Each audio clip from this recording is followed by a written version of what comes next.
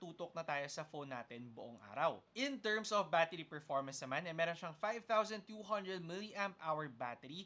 At syempre, tinest out natin yan at nakuha tayo ng mga around average to a little bit above average na score. While playing Mobile Legends, inabot kami ng 73% ng battery after 2 hours of gaming. And for PC Mark battery test naman, inabot tayo ng mga around 11 to 12 hours. So, ayun, considering na marami tayong mga phones na umaabot sa mga gantong values and sometimes nag-exceed pa, sabi ko ngayon 2024 at this price point nasa average na ang Realme 13 Pro Plus 5G. Kung sakali naman na malolobat ang inyong phone, with an 80-watt SuperVOOC fast charging, inabot lamang ng 50 minutes para fully ma-charge ang phone na to from 0%.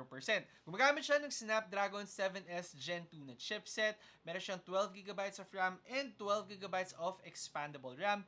And then for this phone, meron siyang 512GB of